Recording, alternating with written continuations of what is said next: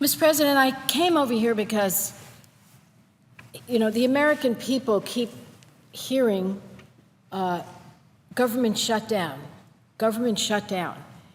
what's going to happen? And the opinion of Congress is the lowest of all times because we're not doing our job, we're not doing our work. We're facing three possible shutdowns.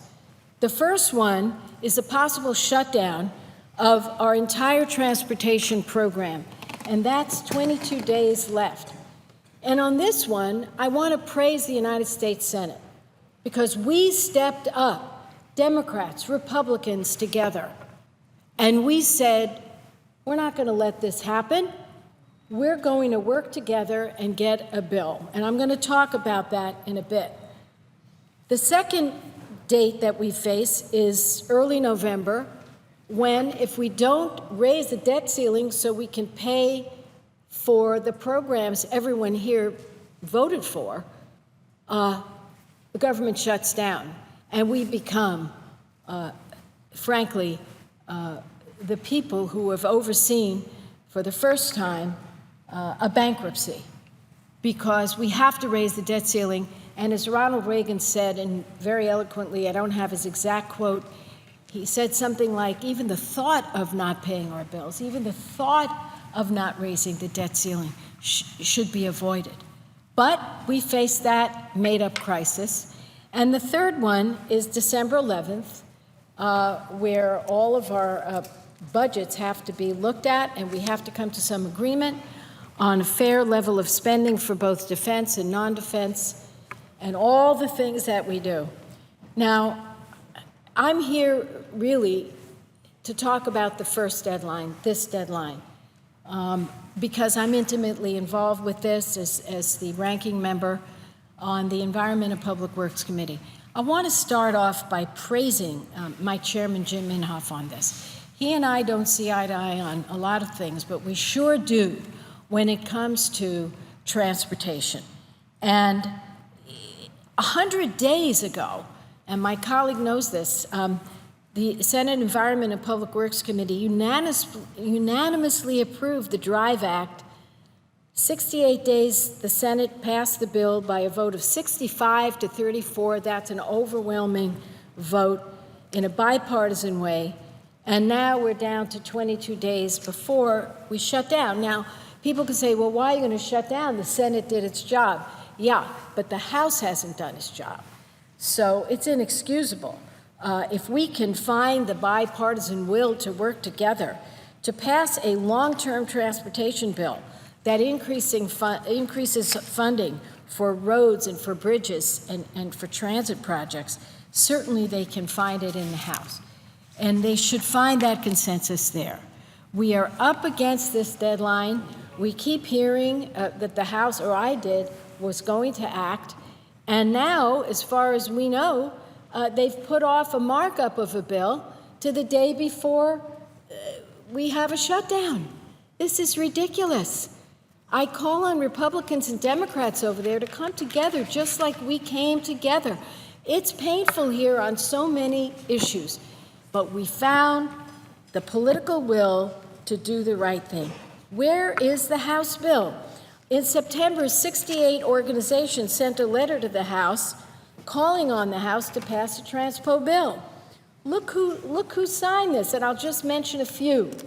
The National Association of Manufacturers, the U.S. Chamber of Commerce, the Associated General Contractors, the Travel Association, Mothers Against Drunk Driving, the Laborers International Union, the American Bus Association, the AAA, all of these groups, the American Trucking Association, the Society of Civil Engineers, the American Public Works Association, the National Railroad Construction Maintenance Association. This is pretty amazing. This goes on. And I'd ask unanimous consent to enter into the record all of these extraordinary organizations that are behind the Senate bill. Governors Highway Safety Association, American Concrete. This is America is together. They're calling on us. And this is not a partisan issue. It is incumbent on the House to keep the reauthorization process moving forward and not wait until October 29th when we're on top of the deadline and we have to do another extension. I mean, we're all sick of it. And let me just say, it doesn't work. If you went to the bank and you wanted to buy a house, and they said, I have great news for you, Mr. and Mrs. America, you've been approved for a loan, but it's only for a year. You're not going to buy the house. It's the same way with our state highway people. They're not going to build a new highway, fix a road, invest in a transit program if they only have a few days of an extension that they can rely on. They want us to have a long-term bill. We passed a 6-year bill here with 3 years of pay-fors. Now, you've seen the organizations. And I am saying when our people drive on roads, they're Democrats, Republicans, independents, liberals, conservatives, right wing, left wing, middle wing, doesn't matter. This is one issue where we can come together, and the Senate proved we can come together. So our words, and I really speak for everyone. I know I've talked to Senator Inhofe, and he knows I'm speaking today. The words we have for the House are just do it. Just do it. If we can do it, you can do it. Short-term extensions don't work. I gave the example of going for a mortgage. You're not going to invest in a house if you can only get a year mortgage. Same thing if you want to buy a new car. You could go to the bank and they say, great news, you're approved, but it's only for 3 months or 90 days. You're not going to buy the car. It's the same way for our states. Now, I have a chart, I don't have it with me now, that shows how much the states rely on the federal government. I don't have it blown up, but I'm going to just go through this, Mr. Chairman. It's so interesting. You've got states that rely on the federal government highway program from anywhere from, 30% all the way up to 100%. Many states rely on the federal government for over 70%. And I would ask unanimous consent to place this in the record, if I could.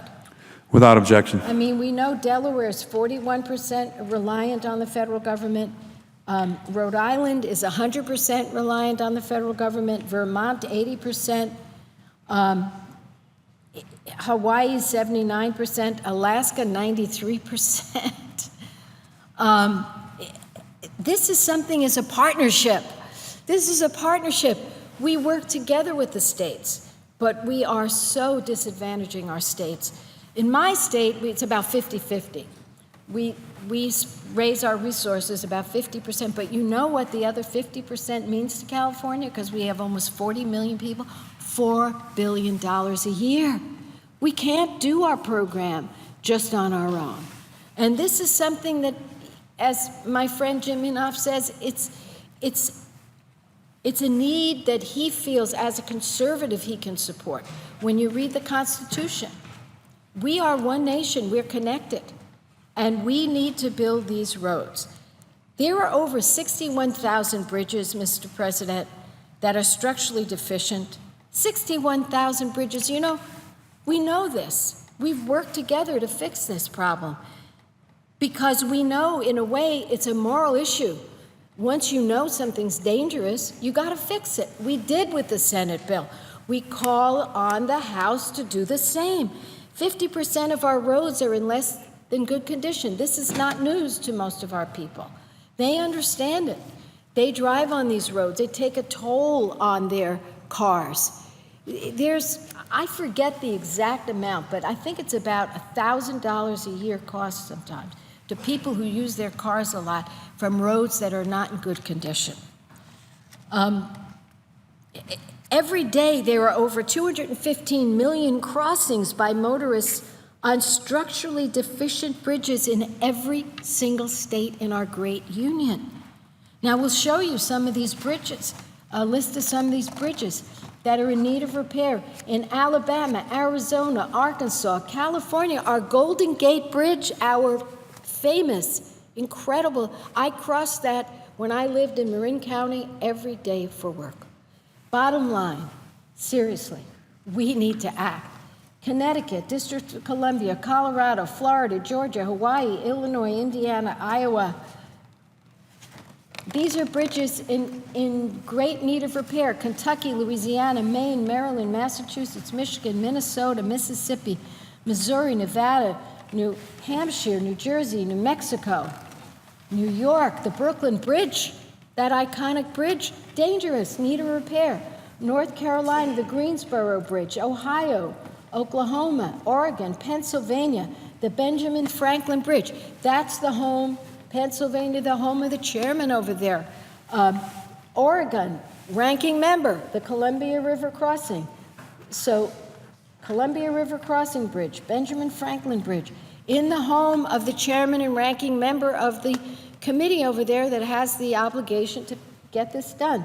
South Carolina, Texas, Utah, Washington, Wisconsin. I mean, I've rushed this, but I don't want to spend the time naming every bridge. But this is where we are. A multi-year surface transportation bill is going to solve these problems, and we're going to start the work that needs to be done. And we know there are still 1.3 million fewer construction workers today than in 2006 when the recession started. According to the Associated General Contractors, 24 states and the District of Columbia lost construction jobs between July and August. No wonder people look at Congress and they don't think we're doing a good job. We know all this. And the Senate has passed a good bill, bipartisan. And all we're asking is what construction industry officials want us to do. And that is to stop the uncertainty about future federal funding levels for highway and transit repairs. We know that the bill we passed in the Senate is a good bill. It's not as big as a lot of us wanted, and it's not as small as other people wanted.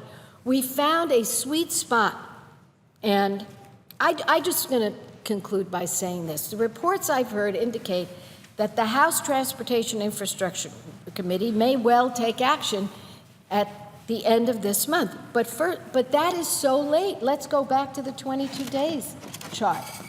We're 22 days away from a transportation shutdown, Madam President, and they're going to mark up on the very day that we lose the authorization to spend funds. So you know the writing's on the wall. They're going to send us some short-term legislation. And I just want to say, I'm not going to allow, because I will oppose, any short-term extension that pulls pieces out of our bill and takes the pressure off passing a bill, such as positive train control. We've taken care of positive train control in our bill. I'm not going to pull it out and put it on a short-term extension. No, they'll get nothing. They have to do their job. That's why they're here. We know we can do it. We proved it over here. We had real serious problems over here, but we did it. We did it. When you have 65 votes for something over here, and you pull equally from both parties, you've got a good product.